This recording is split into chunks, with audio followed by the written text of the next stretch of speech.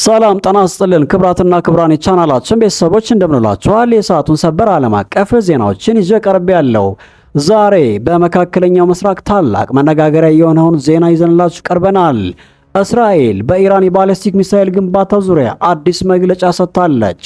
የእስራኤል መከላከያ ሚኒስትር እስራኤል ካትዝ እንደገለጸው ቴህራን በቅርቡ በነበረው ጦርነት የወደሙባትን የባሊስቲክ ሚሳኤል ማምረቻ ተቋማት በፍጥነት መልሳ እየገነባች መሆኗን እስራኤል በቅርበት እየተከታተለች ነው ብለዋል። እንደ መከላከያ ሚኒስትሩ ገለጻ ባለፈው ሰኔ ወር ኦፕሬሽን ራይዚንግ ላይን በተሰኘው የ12 ቀናት ጦርነት በእስራኤልና አሜሪካ በኢራን የሚሳኤል ፕሮግራም ላይ ከፍተኛ ጉዳት አድርሰው ነበር ብለዋል። ይሁን እንጂ አሁን የወጡ መረጃዎች እንደሚያሳዩት ኢራን ከ6 ወራት በኋላ የሚሳኤል ክምችቷን በከፍተኛ ፍጥነት መልሳ እያደራጀች ትገኛለች ብለዋል። ሚኒስትሩ እስራኤል ካትዝ በዛሬው ዕለት በአየር ኃይል ምረቃ ስነ ስርዓት ላይ ሲናገሩ እንዲህ ብለዋል።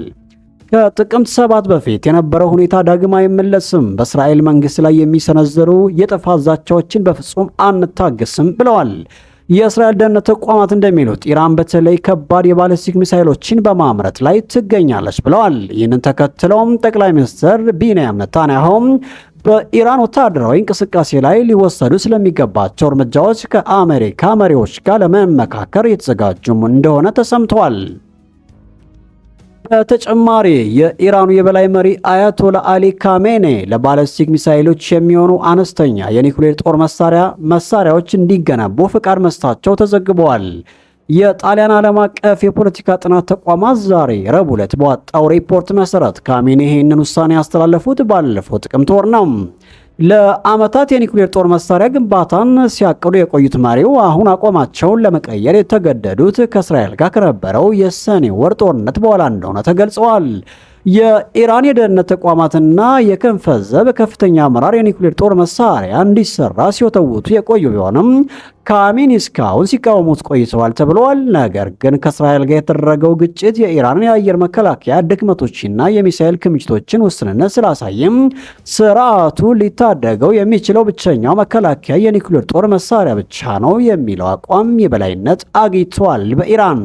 ሪፖርቱ እንደሚለው ኢራን በአሁኑ ወቅት የዩራኒየም ማበልጸግ መጠኑ ከ60 በመቶ በላይ ባታሳደግም ትኩረቷን ግን ሚሳኤል ላይ የሚገጠሙ የጦር አውሮፕላኖችን ዲዛይን በማድረግ ላይ አድርጋለች ብለዋል። የዩራኒየም ማበልጸግ በጥቂት ሳምንታት ውስጥ ሊከናወን የሚችል ቢሆንም አነስተኛና በሚሳኤል ላይ የሚገጠሙ የኒውክሌር አውታሮችን መስራት ግን ለዓመታትን የሚፈጅ ከባድ ፈተና እንደሆነ ተነግረዋል። ሌላው ትኩረት የሚስበው ነጥብ ኢራንን የቴክኖሎጂ ጉዞ ለማሳለጥ ከሰሜን ኮሪያ ጋር በሚስጥር ልትሰራ ትችላለች የሚል ጥርጣሬ አለ። በተለይ በሚሳኤል ቴክኖሎጂ ላይ ያላቸው ትብብር ወደ ኒውክሌር ጦር መሳሪያ ሊሸጋገር ይችላል ተብሎ ተሰግቷል።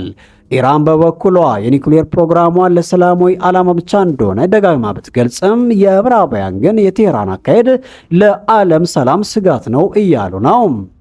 በሌላ ዜና የቱርክ ባለስልጣናት እንዳረጋገጡት ጠቅላይ ኤታማዦር ሹም የጫነች የግል ጀት ትላንት ምሽት በአንካራ አቅራቢያ በሚገኝ ኬሲካቫክ መንደር አቅራቢያ ነው የወደቀችው። ዳሶ ፋሊኮን 50 የተሰኘች ይህች አውሮፕላን ከአንካራም አሴቦንጋ አውሮፕላን ማረፊያ ተነስታ ወደ ትሪፖሊ በማምራት ላይ ያለች በበረራ በጀመረችበት በ16ኛው ደቂቃ ላይ የኤሌክትሪክ ብልሽት እንዳጋጠማትና አስቸኳይ ማረፊያ እንደምትፈልግ ሪፖርት አድርጋ ነበር ብሏል ዘገባው። ይሁን እንጂ አውሮፕላኗ ወደ አውሮፕላን ማረፊያ ለመመለስ በዝግጅት ላይ ያለች ከራዳር እይታ ውጭ ሆናለች። በአደጋውም በጀት ውስጥ የነበሩ 8 ሰዎች ሕይወታቸው ማለፉ ተረጋግጧል። በአደጋው ሕይወታቸው ካጡ መካከል ጠቅላይ ኤታማዦር ሹም አል ሃዳድ 4 የልዑካን ቡድን አባላትና 3 የበረራ ሰራተኞች ይገኙበታል ብለዋል።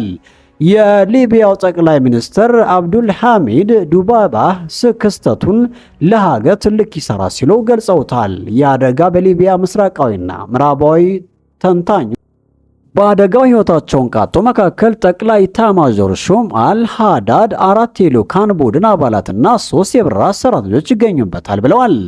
የሊቢያው ጠቅላይ ሚኒስትር አብዱል ሐሚድ ዲቤባህ ክስተቱን ለሀገር ትልቅ ኪሳራ ሲሉ ገልጸውታል።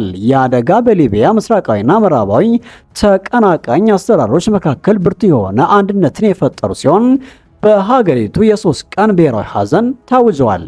የአውሮፕላኑ ጥቁር ሳጥን ወይም የበረራ መረጃ መዝጋቢ በቱርክ ባለስልጣናት እጅ የሚገኝ ሲሆን የአደጋው መንስኤ በዝርዝር እየተመረመረ ይገኛል ብለዋል። አውሮፕላኑ በማልታ የተመዘገበና በኪራይ የማያገለግል መሆኑ የተገለጸ ሲሆን የምርመራው ትኩረትን በአውሮፕላኑ የጥገና ታሪክ፣ በቴክኒክ ብቃቱ ላይ እንደሚሆን ተነግረዋል።